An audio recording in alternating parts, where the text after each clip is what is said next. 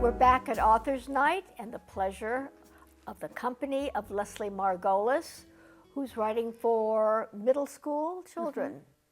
And I had mentioned that I really enjoyed reading 2 of her books already and suggested that we go over each book so the theme and the general drift of the story can be highlighted in case you have a child or there's a child there listening might be interested in a particular book. Because I enjoyed these 2 even at my age, because as I was telling you earlier, I'm a big fan, or was a big fan of Judy Bolton and Nancy Drew. And anything that has a plot that just keeps you wondering what happens next is a sure thing as far as I'm concerned, and I think that the audience will love each book as well. Great. So if you could Thank start you, sure. and just So Boys go Are at your Dogs pace. is my first tween novel. It was published about 5 years ago. It's about a girl named Annabelle who is starting the 6th grade in middle school. And she had always lived with her single mom and gone to an all-girls school and was very comfortable in her life in North Hollywood. And suddenly her mom decides they should move in with her mom's boyfriend who lives in Westlake Village. And Annabelle has to go to public school for the first time. And she's never lived with male before, has never gone to public school, so she has never dealt with boys before. And suddenly she finds that she's being bullied and teased, and she can't really find her voice, and she's afraid to talk. And there are boys kicking her chair and stealing her homework, and she really does not know how to deal with it. In the meantime, her mom and her mom's boyfriend have gotten her a puppy. And she learns how to train the puppy. The puppy's named Pepper. And through training Pepper, she finds she can apply the same lessons to the boys in her life, and it actually works. So Annabelle trains Pepper, and through training Pepper, she finds the same lessons work on the boys in her life, and suddenly she finds her voice, and everything works out really well. And that's Boys Are Dogs. It was optioned by Disney Channel and is being turned into a movie called Zapped.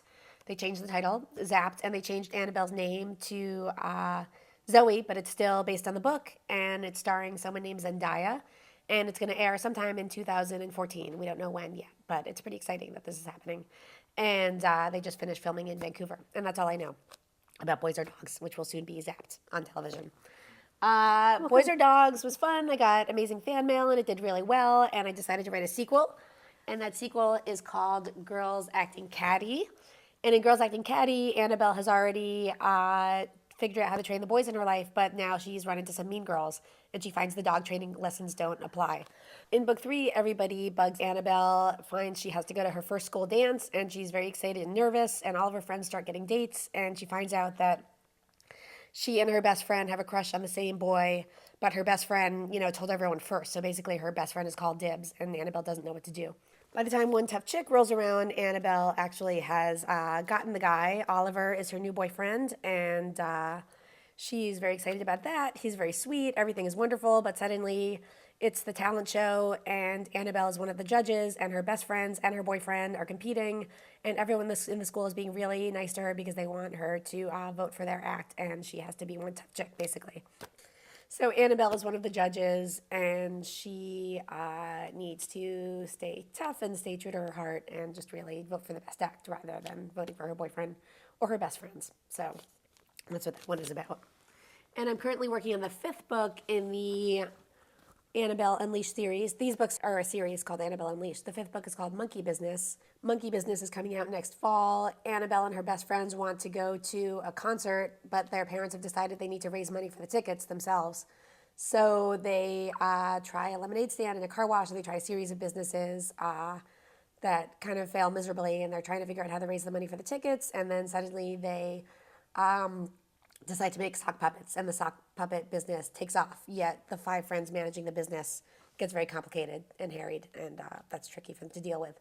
Annabelle's family has moved to a McMansion because her mom is pregnant and they're having a new baby, and her best friend's family is losing their home, and her best friend is not being very nice to her, and they kind of have to deal with the tensions of that.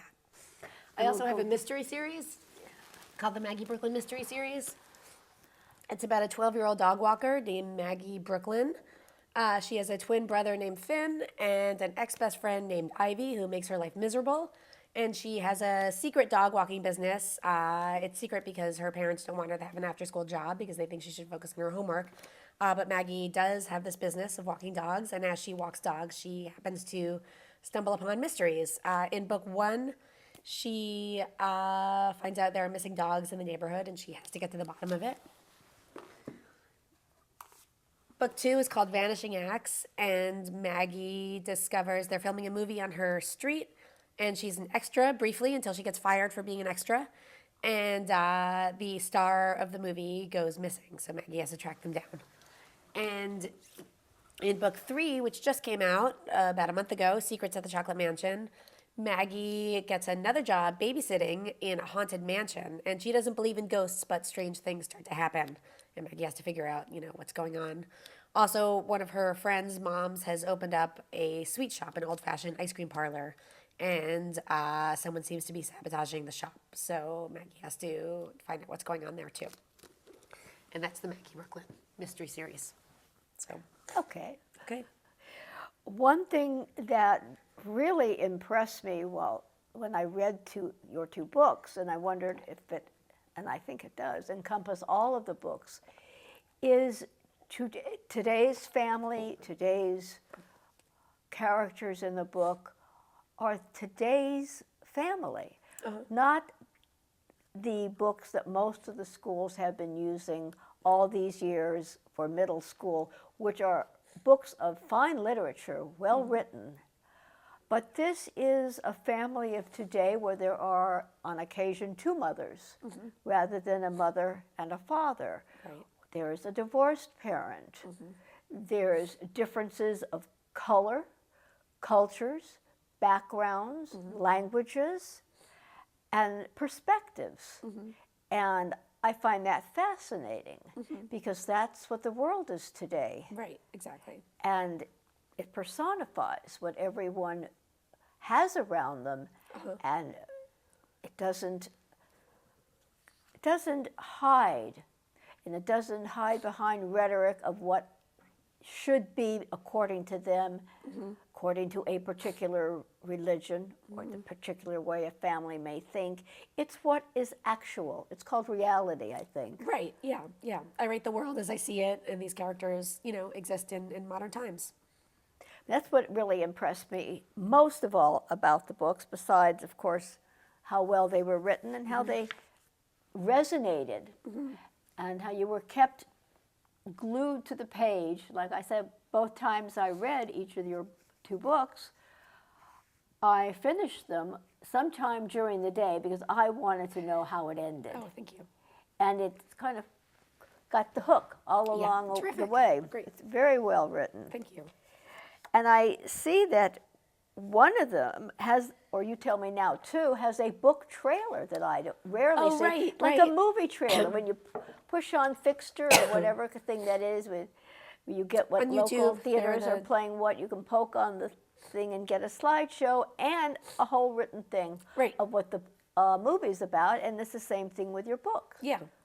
Which 2 books have the trailers? So, Girls Acting Catty has a book trailer, and Maggie Brooklyn, Girl's Best Friend, has a book trailer.